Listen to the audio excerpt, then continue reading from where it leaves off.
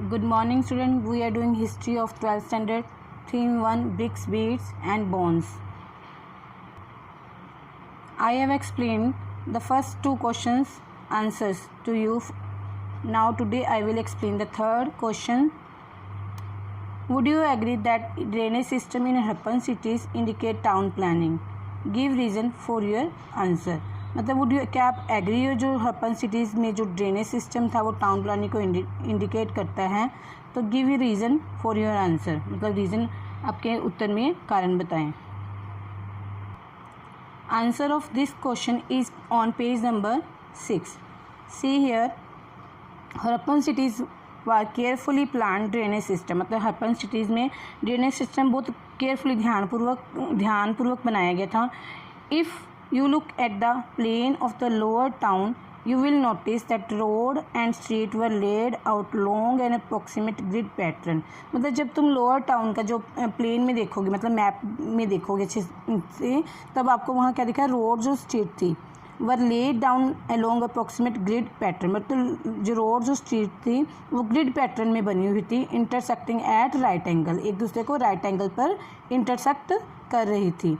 It seemed that street with drain were laid out first and then house built along them. मतलब जब हम plane देखते हैं, इसका जो मैप देखते हैं लोअर टाउन का, तो पहले हमें क्या दिखता है कि स्ट्रीट्स और रोड ग्रिड पैटर्न में बनी हुई हैं. और उसके पहले हमें वह जब हम देखते हैं तो हमें पता लगता है कि पहले स्ट्रीट्स बनाएगी. It seem that street with drain were laid out first. Streets और उसमें नालियाँ सबसे पहले बनाएगी, उसके बाद then house built along them, उसके बाद हाउस बने. If domestic waste water led had to follow into the street drain, every house needed to have at least one wall along a street. अगर वे लोग अपने घर का डोमेस्टिक वेस्ट, मतलब घरेलू जो वेस्ट है, नालियों में, गली की नालियों में बहाने चाहते थे, तो उनके एवरी हाउस, उनके हर घर की एक दीवार, every house needed to have least one wall along street, हर घर की कम से कम एक दीवार उस गली की स्ट्रीट के साथ लगती हो. मतलब घर की अगर एक दीवार स्ट्रीट की गली के साथ लगती हो तभी घर की नालियाँ स्ट्रीट की नालियों में जाएगी. This is the drainage system of Harappan civilization. Yes student, now I will explain fourth question. List the material used to make beads in the Harappan civilization. Describe the process by which they one kind of bead was made. मतलब जो material beads मोती बनाने में use होते थे वाले material बताना है. फिर डिस्क्राइब द प्रोसेस, उनका प्रोसेस क्रिया बताने की वो बीड्स कैसे बनते थे. So we continue. It's answer is page number 10. So firstly I will explain the material for making beads. Material used to make beads is remarkable. Stone like carnelian, मतलब कौन कौन से स्टोन यूज़ होते थे? Carnelian, jasper, crystal, quartz and steatite. मतलब ये सारे जो है ये जो स्टोन थे ये. एंड मेटल्स कौन सी यूज़ होती थी? Copper, bronze and gold. And shell, faience and terracotta and burnt clay. मतलब ये मटेरियल बीड्स बनाने के लिए यूज़ होते थे. अब हम बीड्स बनाने का प्रोसेस एक्सप्लेन करेंगे. Process of the making beads is on page number 11. You can start from here and you can write up to here. You can choose 2 or 3 lines from this stanza. I am explaining the full these lines. Techniques for making beads different according to material. मतलब जो beads बनाने की technique थी different थी materials के according. Steatite is very soft stone. ये बहुत soft stone था. वाज ईजिली वर्कड, और ईजिली इस पर कुछ भी वर्क किया जा सकता था. Some beads were moulded out of a paste made with steatite powder. कुछ बीड जो है कैसे मोल्डेड किया जाते थे? आउट ऑफ ए पेस्ट जो made with steatite powder. Steatite के पाउडर से जो पेस्ट बनाया जाता था उससे कुछ बीड्स बनाए थे. मतलब ये सॉफ्ट होता था. इसका जब इसका पेस्ट बनाया जाता था उसको आराम से मोल्ड, मतलब आराम से बीड्स की शेप दी जा सकती थी. This permitted making a variety of shape, और शेप्स भी अलग अलग तरह की थी, वैरायटी थी उसमें. Unlike the geometrical form made out of harder stone. मतलब ज्योमेट्रिकल शेप्स को छोड़कर. How ever the steatite micro Beed was made remain A puzzle for archaeology studying ancient technology. ये आपको करने की कोई ज़रूरत नहीं है. You can do up to here. Now the red color of carnelian was obtained by firing the yellowish raw material. जो carnelian एक पत्थर था, स्टोन था, उसका जो रेड कलर बनाया जाता था, वो रेड कलर कैसे बनाया जाता था? येलोइश रा मटेरियल में, मतलब कच्चा जो येलोइश पाउडर होता था उसमें उसमें पका कर उसको रेड कलर दिया जाता था.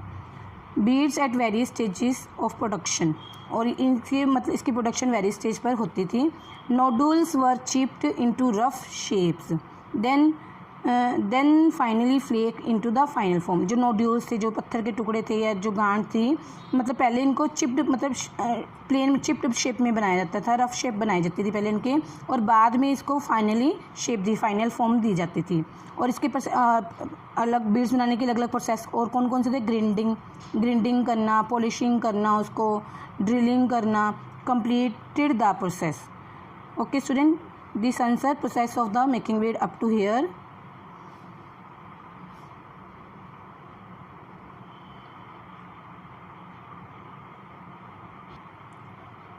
Now see fifth question. Look at the figure 1.30.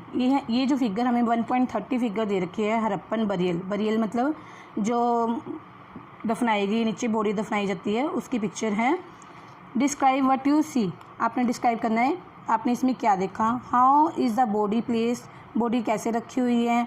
What are the objects place near, object क्या पड़े हैं इसके पास में. Are there any artifact on the body पर कोई आर्टिफैक्ट कलाकृति की हुई है. Do this indicate sex of the skeleton, और ये स्केलेटन का सेक्स बताते हैं, मतलब ये बताते हैं कि यह पुरुष है या महिला है. Okay student, you have to do this question yourself. Now I will explain to you 6 question. Describe some of distinctive feature of Mohenjodaro. Mohenjodaro की विशेषताएं बतानी है इसमें. So be continue. Okay student, this answer is on page number 5. The Harappan civilization was development of urban center. मतलब ये शहरी centre था, शहरी केंद्र था. Second, the settlement is divided into 2 sections, one smaller but higher and the other much larger but lower. कहते 2 section में ये जो सेंटर, ये जो था हरप्पा डिवाइड था. एक तो स्मॉलर सेक्शन था लेकिन वो बहुत बड़ा था, और दूसरा जो लार्जर सेक्शन था वो बहुत छोटा था.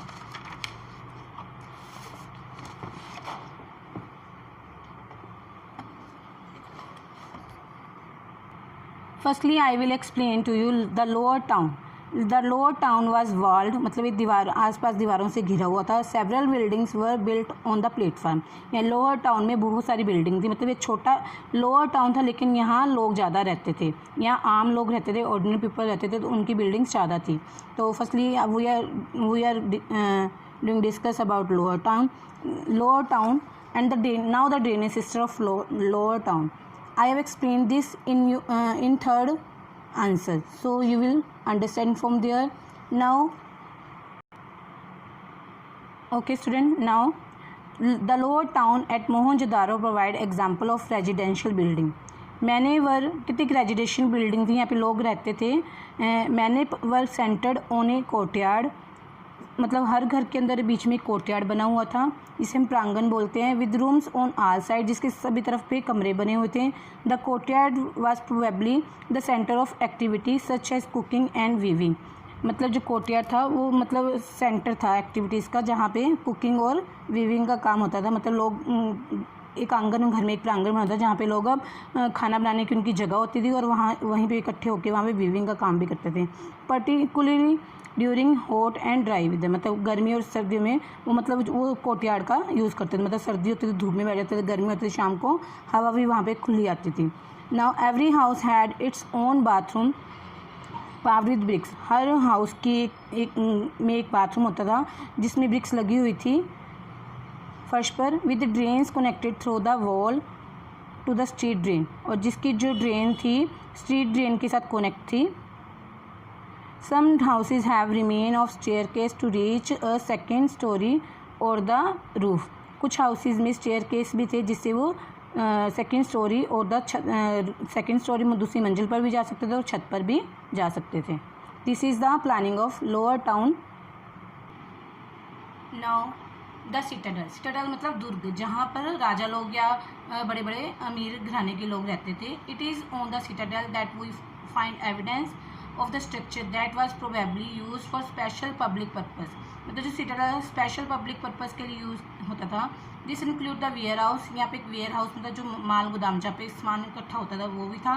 एंड द ग्रेट बाथ, और यहाँ एक ग्रेट बाथ भी था. Okay student, it's enough for today. Next question answers I will explain to you in next video. Have a nice day.